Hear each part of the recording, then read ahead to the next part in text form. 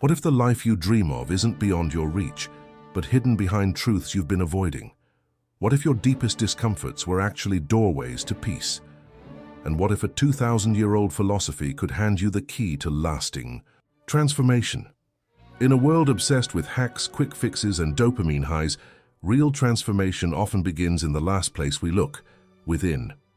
We chase motivation, binge productivity tips, and seek inspiration from every corner of the internet, yet still find ourselves stuck in the same emotional loops, battling the same fears, and repeating the same patterns. It's frustrating. You want to grow, but something inside feels blocked. This is where Stoicism comes in, not as a philosophy reserved for Roman emperors and ancient thinkers, but as a guide for anyone seeking clarity, strength, and peace in a chaotic world. Stoicism doesn't sugarcoat reality. It doesn't promise comfort.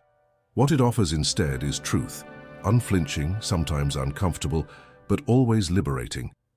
If you're brave enough to face these 10 uncomfortable truths, you may just find that the life you want isn't something you have to chase. It's something you learn to live starting now. Truth 1. Control is an illusion. There's a moment in everyone's life when reality breaks through, when we realize that, despite our best plans, our deepest intentions, our most desperate efforts, things still don't go as we wish. You plan a perfect vacation, and it rains the whole week. You rehearse a job interview meticulously and still get rejected. You love someone with your whole being and they walk away. These moments sting, not just because they're disappointing, but because they shatter an illusion we didn't even realize we held. The illusion of control. We've been raised to believe that if we just work hard enough, think smart enough, and care deeply enough, we can shape life to our liking. But Stoicism teaches the opposite. It teaches that control is not power. Acceptance is. Epictetus said it best: some things are in our control and others not. It's a simple sentence, but within it lies the foundation of peace. We don't control the weather. We don't control traffic. We don't control the mood of our boss, the choices of our loved ones, or the curveballs of fate. What we do control, what we always control, are our judgments, our choices, and our reactions. And if that sounds like a small thing, it's because you haven't yet realized how powerful that actually is. Imagine two people stuck in the same traffic jam. One bangs the steering wheel, cursing the cars, the city, and the unfairness of it all. The other puts on calming music, breathes deeply, and uses the moment as a pause in their day. The situation is identical. The experience is not. The difference? One person resists what they can't change, while the other accepts what they can't control and focuses on what they can. That's the power of Stoicism.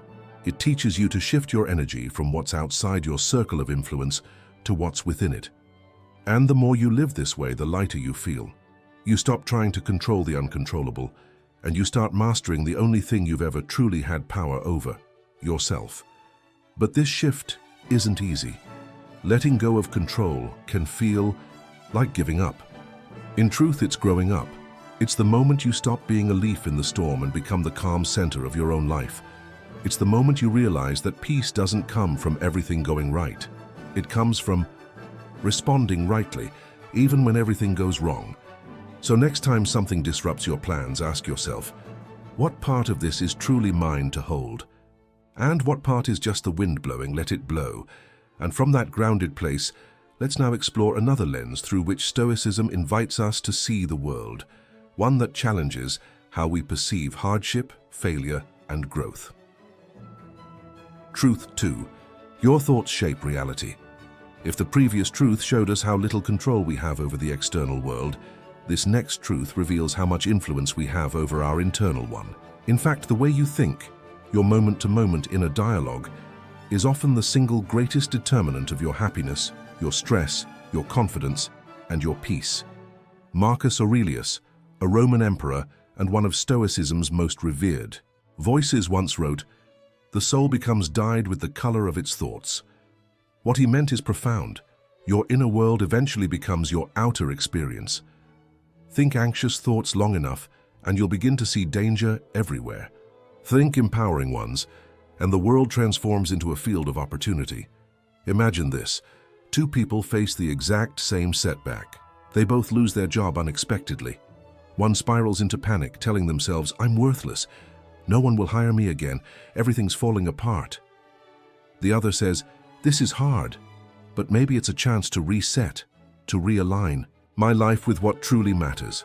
Same event, two totally different emotional realities, not because of what happened, but because of what they thought about what happened. This is the Stoic superpower.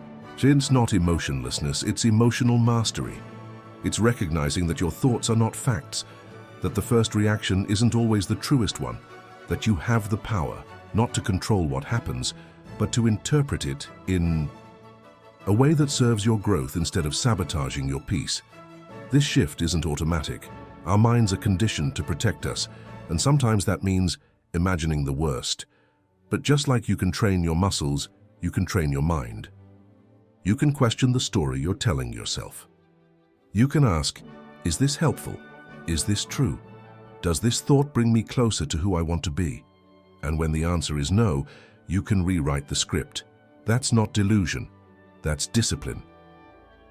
One of the most powerful Stoic practices is negative visualization, not to make you pessimistic, but to strengthen your appreciation and resilience. By imagining loss, you begin to cherish more. By picturing difficulty, you become less fragile when it arrives. Thoughts, when trained wisely, become armor, not shackles. So, the next time your mind rushes to judgment, pause. Watch the thought. Don't chase it. Don't argue with it. Just observe, like a cloud passing in the sky. And then choose, yes, choose, a thought that uplifts, empowers, and aligns with your values. Your reality, in the end, is not what happens to you. It's what you make of it. And the moment you understand that, you're no longer a passive observer of life. You become its author. From here, let's explore another powerful truth, one that creeps in quietly, yet corrodes us deeply. The comparison trap. Truth 3. Comparison is poison. If your thoughts shape the reality you live in, then the act of comparing your life to someone else's is like distorting your own mirror. Suddenly, nothing you see feels quite right. Comparison is subtle. It whispers when you scroll through social media. It nags when you hear a friend's promotion or see a stranger's vacation photos. And slowly, it rewrites the story of your life into something that feels like it's missing, something essential. Seneca warned, "No man is crushed by misfortune unless he has first been deceived by prosperity." When you compare yourself to others, you often compare your behind the scenes to their highlight reel. You see their smiles, but not their struggles, their achievements, but not their anxieties. It's not a fair fight, and it's one you were never meant to enter. Think back to a time when you felt really good about your progress. Maybe you ran your first 5K, published your first blog post, or simply got out of bed during a tough season. That pride, that satisfaction was real, until someone else did it better, faster, or with more applause. Suddenly your joy felt smaller, but nothing actually changed except the story you told yourself about what enough looks like. Comparison doesn't just rob you of peace, it robs you of presence. When you're always measuring, you're never experiencing. You become so focused on what you lack that you forget to see what you have. So you run harder, work longer, smile brighter, all to catch up to a race no one asked you to run. The Stoics believed in staying in your lane, not as a form of limitation, but liberation. When you accept that your life, your path, and your growth are unique, you stop chasing someone else's metrics. You start living in alignment with your own values. You begin to define success not by comparison, but by integrity. There's a quiet power in looking at someone else's success and saying, "Good for them, not for me." There's strength in rooting for others while walking confidently in your own direction. And there's wisdom in remembering that we all walk different roads, some straight, some winding, but none inherently better than another. So next time you feel the sting of comparison, ask yourself, am I measuring or am I living?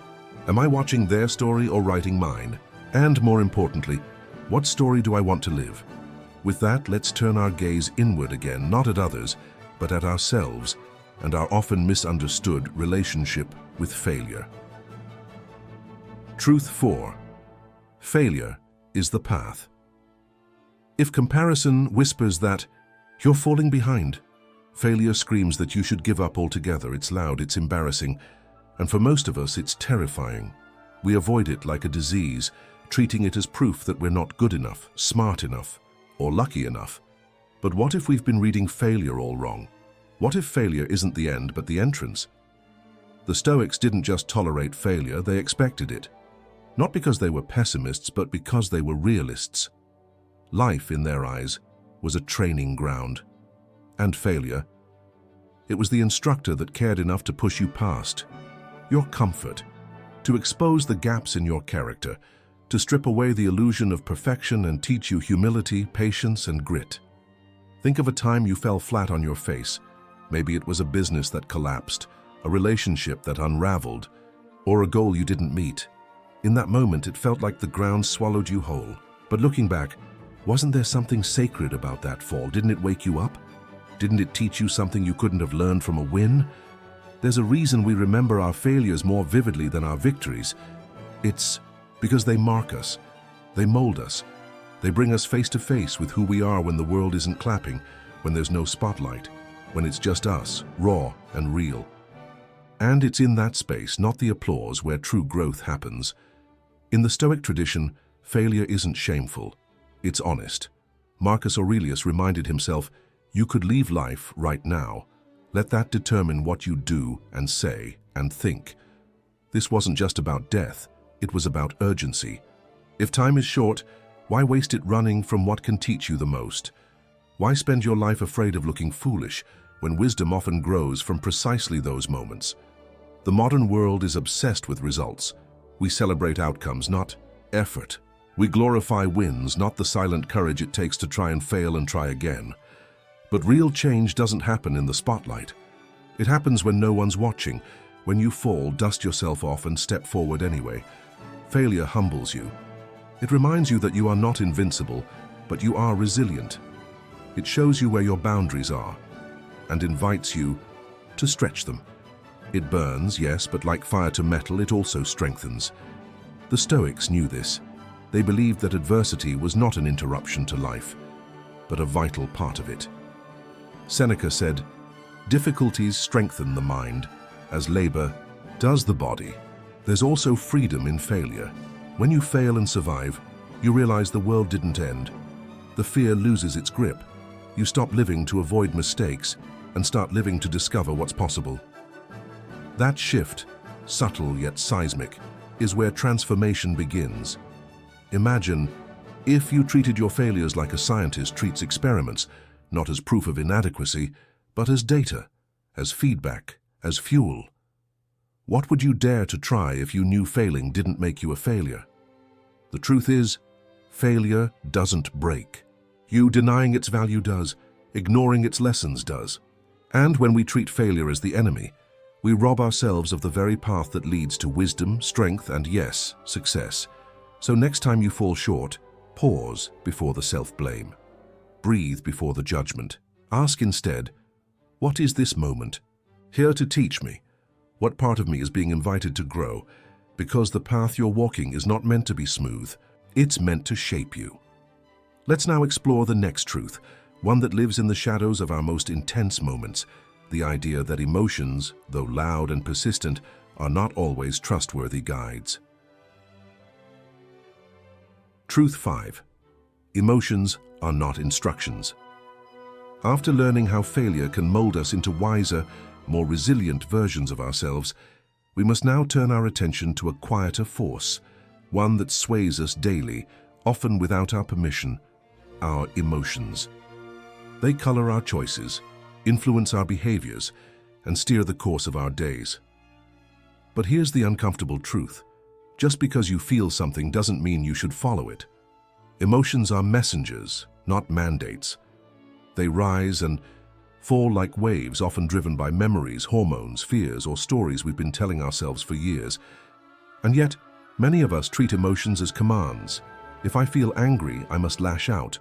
If I feel scared, I must retreat. If I feel sad, I must hide. But Stoicism challenges that reflex. It invites us to pause, to step back, to ask, is this feeling a signal or just noise? Marcus Aurelius, perhaps the most powerful man of his time, journaled privately to remind himself, you have power over your mind, not outside events. Realize this, and you will find strength. When emotions surge, they often masquerade as truth. You might feel disrespected, when in fact the other person was just distracted. You might feel abandoned, when in truth the other is simply overwhelmed.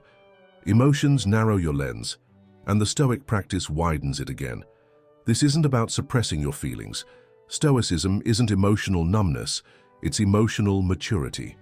It's the ability to witness your feelings like passing clouds, acknowledging them, learning from them but not becoming them. Consider the last time you acted impulsively out of anger or fear.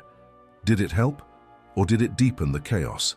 Now imagine, you had taken a breath, allowed the feeling to exist, but not dictate your next move. That moment of pause is where your freedom lives. The Stoics practiced this in everyday life. They used negative visualization to prepare emotionally for loss or hardship.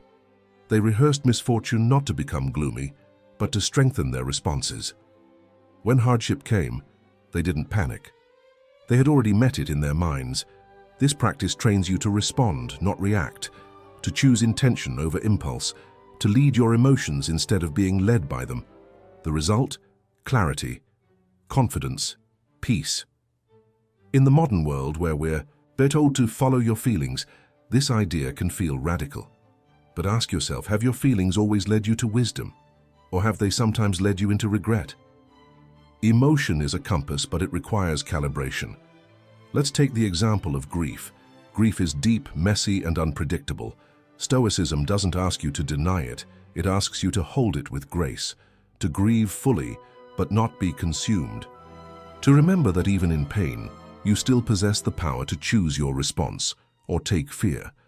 Fear often tries to protect you, but left unchecked, it can imprison you.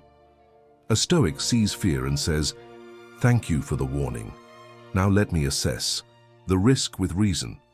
This balance between emotion and logic is where real strength lies. Training yourself to pause, to question, and to redirect emotional energy toward virtuous action is one of the most powerful habits you can develop. It's not easy, it requires discipline, but so does anything worth mastering. So the next time you feel overtaken by an emotion, don't run from it. Don't obey it blindly. Sit with it. Study it. Ask it what it wants you to learn. Then you decide what comes next, because you are not your feelings. You are the awareness that notices them.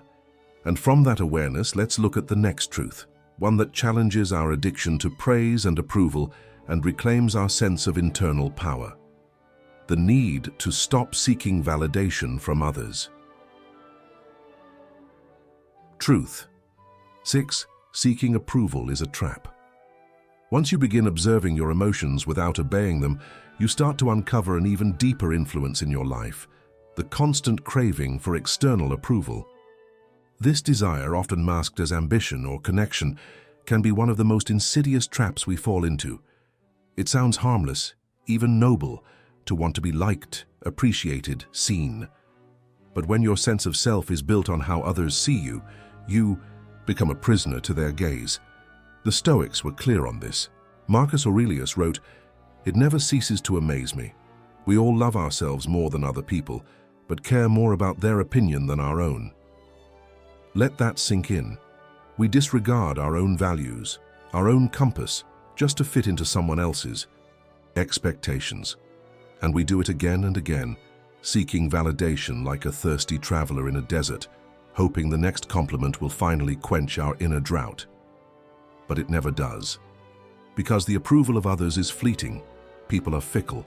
Tastes change. Today's applause is tomorrow's silence. And if your self-worth rises and falls with the opinions of others, you're not standing on solid ground. You're on a seesaw. Consider how much time and energy you've spent trying to measure up, to look a certain way, speak a certain way, perform, please, and prove. It's exhausting. And the worst part? Even when you succeed, it doesn't feel real, because deep down, you know, they're not applauding you. They're applauding the version of you you curated to please them. Stoicism. offers a radical alternative. Live by your values, not by their opinions. Epictetus said, "If you want to improve, be content to be thought foolish and stupid." That's a tough pill to swallow in a culture that idolizes image, but it's also the path to true freedom. When you stop chasing approval, something magical happens. You start showing up authentically. You speak your truth even when your voice trembles. You say no when something doesn't align. You walk away when something feels wrong. And you discover a quiet, unshakable strength that doesn't come from being liked, but from being real. This doesn't mean you become cold or arrogant. It means you stop outsourcing your self-worth.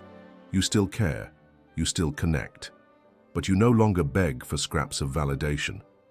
You sit at your own table, grounded in self-respect. One powerful practice is to ask yourself, if no one ever praised me for this, would I still do it? If the answer is yes, you're aligned. If the answer is no, it's time to re-examine your motives. The irony is, when you stop seeking approval, you often earn more of it, because people are drawn to those who are secure, grounded, and self-led. But by then, you no longer need it. So if you've spent your life trying to be someone else's version of successful, beautiful, or worthy, take this as your permission slip to stop. You don't need the world's applause to live a meaningful life. You just need your own quiet, consistent yes. And now, from the trap of approval, we turn to another false promise of peace, the pursuit of comfort. Because what if the very thing you thought would calm your chaos is what's quietly holding you back? Truth 7. Peace doesn't come from comfort. From the trap of seeking approval, we arrive at a quieter danger, one that appears kind and harmless on the surface: comfort. If chasing validation makes us actors in someone else's script, then the pursuit of comfort turns us into statues, motionless, afraid to move in case we feel something unpleasant. And yet, we crave it. We plan our lives around it. We build routines to avoid inconvenience, relationships to shield from loneliness, and distractions to numb discomfort. But what if the very thing you call peace is actually stagnation in disguise? What if your cushioned life is costing you the one thing that makes it meaningful? Growth. The Stoics had no illusions about comfort. They practiced voluntary discomfort to train their minds and bodies to remain calm under pressure. They took cold baths, wore simple clothes, and imagined loss, not because they were masochists, but because they understood this timeless truth. Comfort is addictive, and addiction kills clarity. Seneca advised, "Set aside a certain number of days during which you shall be content with the scantiest and cheapest fare, with coarse and rough dress, saying to yourself, 'Is this the condition that I feared?'" Viruscanin. He knew that by exposing yourself to difficulty voluntarily, you become less afraid of involuntary hardship. Comfort makes us soft. It tricks us into thinking that avoiding pain is the same as being happy. But there's a difference between peace and sedation. Peace is earned through resilience, through facing what scares you and standing tall anyway. Sedation, on the other hand, is avoidance, a fragile stillness that shatters the moment real life hits. Look around. We live in a society built for comfort, streaming services that autoplay, food delivered in minutes, infinite scrolls, and filtered lives. And yet, anxiety and depression are on the rise. Why? Because convenience doesn't breed courage. It dulls. You grow when you stretch. Muscles grow under tension. Wisdom grows through trial. Emotional resilience grows through discomfort. A life without challenge may feel safe, but it becomes painfully small. You stop risking, you stop learning, and slowly, you stop living. Ask yourself, when was the last time you did something that made you uncomfortable on purpose? Not for recognition, but for growth. Maybe it was a difficult conversation, a cold shower, saying no when it would have been easier to say yes. These moments don't seem big, but they build a muscle the modern world is trying to make obsolete: courage. The Stoics didn't just accept discomfort, they trained in it. Because when discomfort is familiar, it no longer controls you. You stop flinching at fear. You stop hiding from failure, and most importantly, You stop letting comfort dictate the shape of your life. Growth requires friction. You can't evolve while clinging to what's easy. You can't reach new heights while rooted in what's familiar. And you definitely can't become the version of yourself you admire if you're unwilling to pass through the fire that forges them. This doesn't mean you must reject all pleasure. Stoicism isn't asceticism. It's about recognizing when comfort has become your master instead of your servant. It's about choosing what's right over what's easy, what's meaningful over what's safe. So next time you feel resistance, the tug of discomfort trying to pull you back, pause, breathe and ask, what am I really afraid of? And what might happen if I step forward anyway? Because beyond that discomfort lies a different kind of peace, the kind that can't be taken from you. Let's now turn to another dimension of inner strength. One that isn't loud, but constant. One that doesn't shield you from hardship, but helps you walk through it with purpose. Let's talk about how real happiness comes from within, not from what you own or what happens to you. Truth 8:8. Happiness is an inside job. If chasing comfort leaves us numb and unfulfilled, then the search for lasting happiness requires a far different path, one that doesn't depend on external ease or validation. True joy, the Stoics argue, is not a reward for circumstance. It's a byproduct of internal alignment. We often tell ourselves, I'll be happy when I get that promotion, when I find the right partner, when I lose the weight, buy the house, earn the respect. And yet every time we reach one of those milestones, the feeling is fleeting. Within days, sometimes hours, we're on to the next desire. This cycle is what the Stoics sought to break. They taught that happiness isn't found in what happens to us, but in how we relate to what happens within us. Epictetus said, there is only one way to happiness, and that is to cease worrying about things which are beyond the power of our will. Happiness in this view isn't passive, it's an active discipline. It's learning to appreciate the present moment even when it's messy. It's finding contentment not in perfect outcomes, but in purposeful living. It's building a life you respect, even when no one else is watching. Think of someone who radiates peace, not because life is easy for them, but because they've stopped outsourcing their emotional state. They still struggle, they still face hardship, but they don't let those moments define them. They carry an inner steadiness that comes from knowing what truly matters and letting go of what doesn't. Now compare that with the person who has everything, the wealth, status, praise, but is restless, easily agitated, always chasing more. The contrast is stark. Because happiness isn't about what's in your hands, it's about what's in your heart. One way to reclaim your joy is to shift your focus from having to being. Ask yourself, who am I when everything is stripped away? Am I generous, honest, courageous? Am I someone I would admire? When your identity is rooted in virtue, in values like patience, kindness, and integrity, then happiness follows, not as a pursuit, but as a consequence. You begin to wake up with a quiet pride. You begin to feel whole even if the world outside feels chaotic. This kind of joy isn't flashy, it doesn't trend, but it endures. The Stoics also believed in negative visualization, imagining life without. The things you take for granted, not to make you sad but to deepen your gratitude. When you imagine losing your home, your loved ones, your health, you begin to see what you already have with new eyes. And gratitude, more than anything else, is the seed of lasting happiness.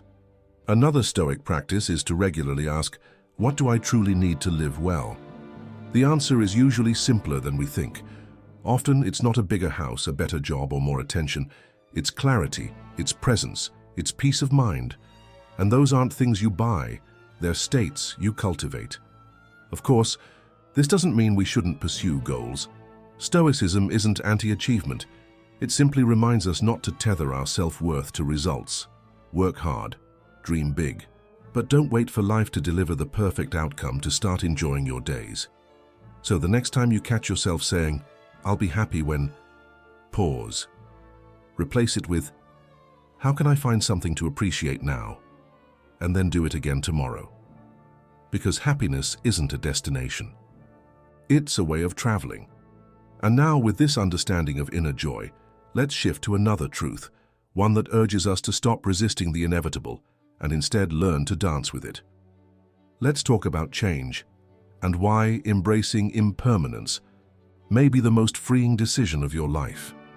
Truth 9. Embracing change. If happiness is an inside job, then embracing change is the maintenance work that keeps that inner sanctuary alive. Because once you've built a sense of peace that doesn't depend on circumstances, the world will test it. With loss, with uncertainty, with endings you didn't see coming. And in those moments, the deepest Stoic wisdom whispers, change isn't the enemy. It's the nature of everything. The Stoics believed that resisting change was like trying to hold back the tide with your bare hands. You can fight the current, or you can learn to swim with it. Heraclitus, a philosopher whose ideas greatly influenced Stoicism, said, "No man ever steps in the same river twice. Everything is in motion, and that includes you. But we cling, don't we? We cling to relationships that have run their course, to identities we've outgrown, to dreams that no longer reflect who we are. We resist change not because we dislike growth, but because we fear loss. The loss of comfort, familiarity, and control. And yet, as Epictetus reminded us, don't seek for everything to happen as you wish it would, but rather wish that everything happens as it actually will. Then your life will flow well. This mindset shift, from resistance to surrender, doesn't make change painless, but it does make it purposeful. It transforms endings into beginnings. It turns chaos into opportunity. It rewrites fear into freedom. Think about your own life. The job you didn't get that led to a better path. The heartbreak that opened you to deeper love. The setback that forced you to discover strength you didn't know you had. These moments didn't feel like gifts at the time, but in hindsight, they were catalysts. The Stoics weren't immune to grief. They just didn't cling to illusions of permanence. Marcus Aurelius wrote often about death, not to depress himself, but to clarify what matters. When you remember that everything is fleeting, you stop, wasting time on what's trivial. You begin to cherish the people, the work, the present moment, because you know it won't last forever. This awareness isn't meant to paralyze you. It's meant to awaken you. To love harder, to speak more kindly, to take the leap, to stop waiting for the perfect time that never comes. There's a term in Stoicism, amor fati, love of fate. It means not just accepting what happens, but embracing it fully, as if you had chosen it, even the hard parts, especially the hard parts, because those are the parts that refine you. When change comes, as it always will, you have a choice. You can resist and suffer, or you can lean in and evolve. One path leads to bitterness, the other leads to wisdom. So the next time life throws you a curveball, try this. Instead of asking, "Why is this happening to me?" Ask, "What is this moment calling forth from me?" Then listen, then act, because change doesn't come to ruin you. It comes to remind you that you were never meant to stay the same. And from here, let's complete the journey with one final, powerful truth, the one that holds all the others together. That real power was never about control, applause, or comfort. It was always about what lies within you. Truth 10. Real power comes from within. If embracing change is how we learn to move with life rather than against it, then realizing where true power lies is how we rise no matter what life brings. Because in the face of uncertainty, rejection, loss, and discomfort, one truth becomes clear. Nothing outside of you can grant lasting power, and nothing outside of you can take it away. We're taught to equate power with position, titles, wealth, or influence. But look closer, and you'll see how fragile these things are. A market crash, a scandal, a shift in public opinion, and it's gone. That kind of power is borrowed, temporary, external. The Stoics taught a different kind of strength, one not dependent on circumstances, but cultivated through discipline, clarity, and inner alignment.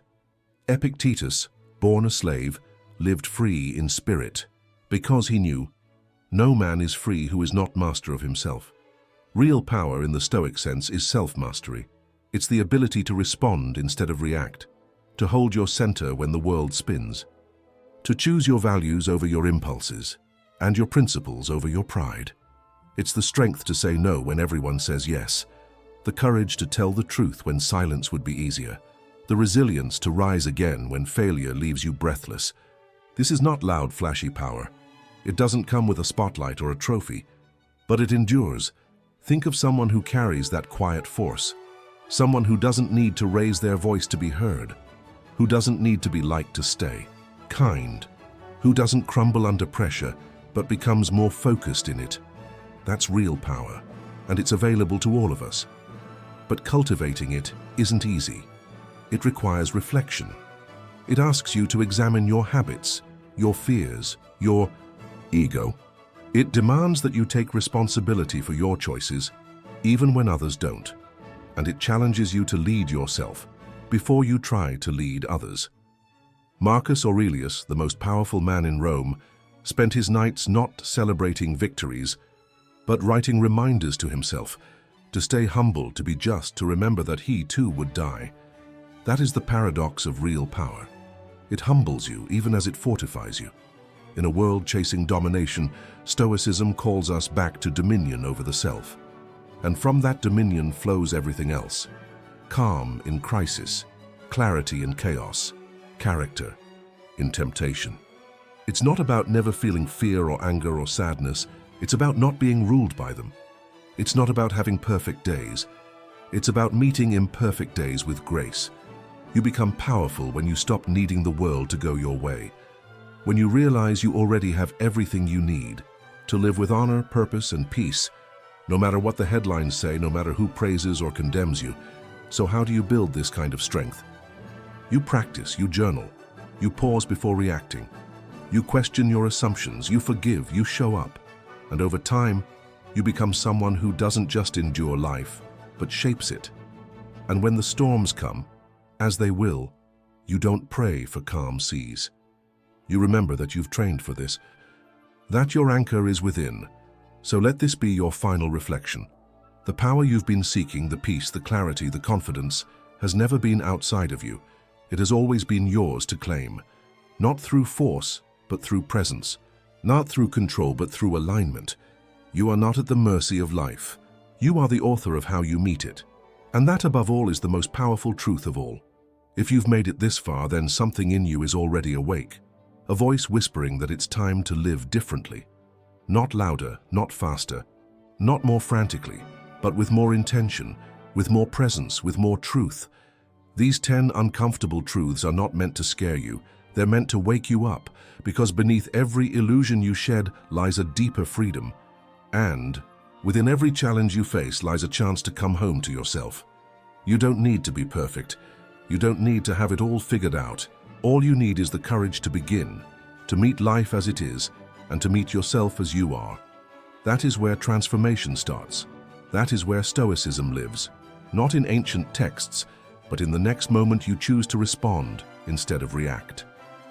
Now to pause instead of panic, to stand still in the storm and remember, you've trained for this. So ask yourself, which of these truths do I need to face today? And more importantly, who do I want to become on the other side of it? The answers won't come all at once, but they will come, quietly, steadily, powerfully, as you keep walking the path. If this message spoke to something deep in you, don't let it stay a thought. Let it become a practice. Journal about what resonated. Reflect on what challenged you. And most of all, take one small action today that aligns with your inner strength. Because the world doesn't need more noise. It needs more people who live with depth. It needs you, fully alive, fully awake, and fiercely grounded in truth. If this video brought you value, consider sharing it with someone who might need it. Subscribe for more wisdom rooted in philosophy, presence, and purpose. And remember, real change doesn't start out there. It starts right here within you.